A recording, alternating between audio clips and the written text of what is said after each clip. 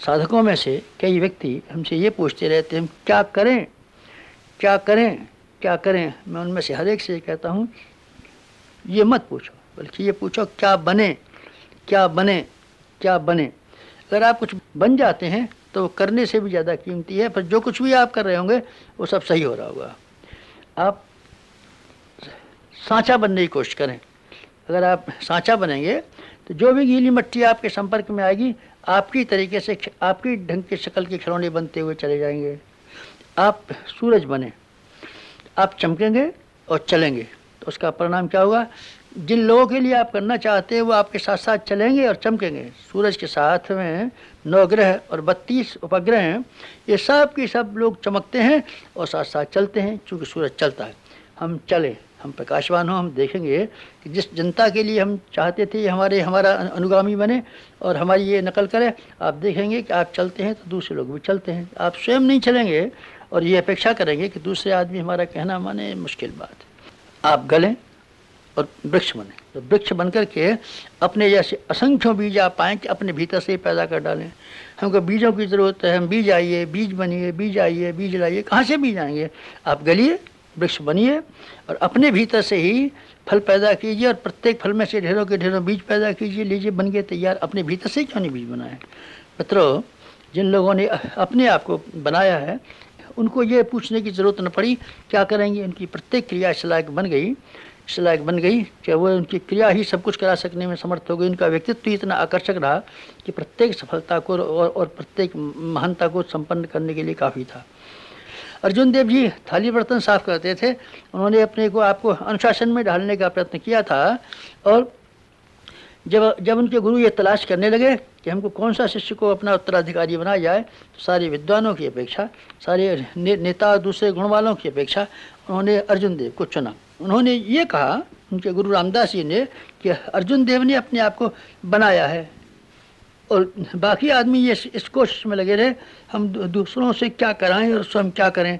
जबकि होना ये चाहिए था कि अपने आप को बनाना चाहिए था। अर्जुन देव ने न कुछ किया था न कराया था, केवल अपने आप को बना लिया था। इसलिए उसके गुरु ने ये माना ये सबसे अच्छा आदमी है। सब ऋषियों ने अपने आप को बनाया था।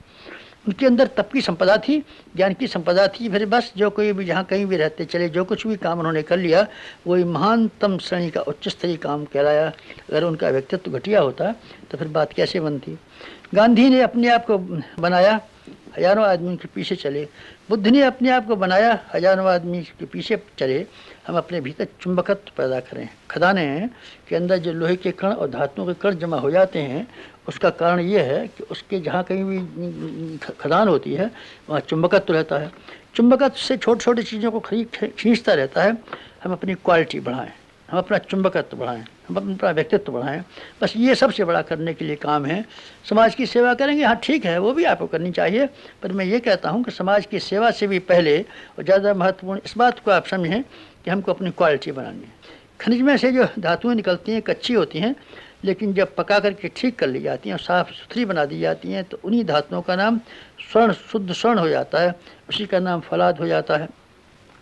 फौलाद हो जाता है। हम अपने आप को फौलाद बनाएं, अपने आप की सफाई करें, अपने आप को धोएं, अपने आप को प्रसिद्ध करें।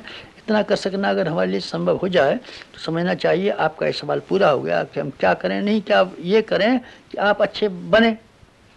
समाज सेवा, हाँ समाज सेवा भी करना, पर समाज सेवा से करने से पहले ये आवश्यक है कि हम समाज सेवा के लायक हथियार तो अपने आप को बना लें, ये ज़्यादा अच्छा है। हम अपने आप की सफाई करें, समाज सेवा भी करें, पर अपने आप की सफाई को भूल नहीं जाएं।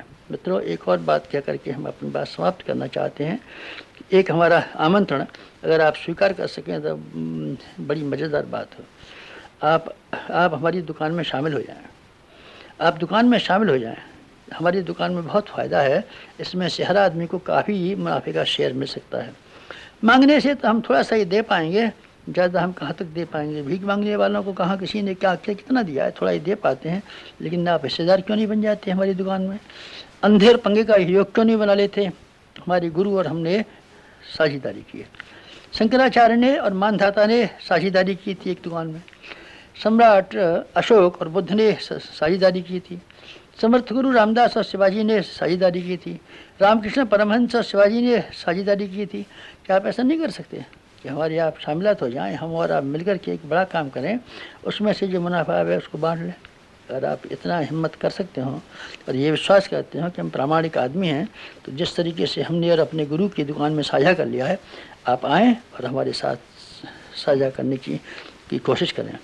अपनी पूंजी उसमें लगाएं, समय की पूंजी, श्रम की पूंजी, बुद्धि की पूंजी हमारी दुकान में शामिल करें और इतना मुनाफा कमाएं जिससे कि आप निहाल हो जाएं। हमारी ज़िंदगी के मुनाफे का यही तरीका है कि हमने अपनी पूंजी को अपने गुरुदेव के साथ में मिला दिया, उसी कंपनी में शामिल हो गए हैं। हमारे गुरुदेव हमारे भगवान की कंपनी में शामिल हैं, हम अपने गुरुदेव की में शामिल हैं। आप में से हर एक को आह्वान करते हैं, अगर आपकी हिम्मत हो तो आप आएँ, हमारे साथ जुड़ जाएं और जुड़ कर के हम जो लाभ कमाएंगे भौतिक और आध्यात्मिक, उसका इतना हिस्सा आपके हिस्से में मिलेगा कि आप धन्य हो सकते हैं और निहाल हो सकते हैं, उसी तरीके से कि जैसे कि हम धन्य हो गए और निहाल हो गए। यही है साधकों से हमारा ब्रह्म अनुरोध। समाप्त।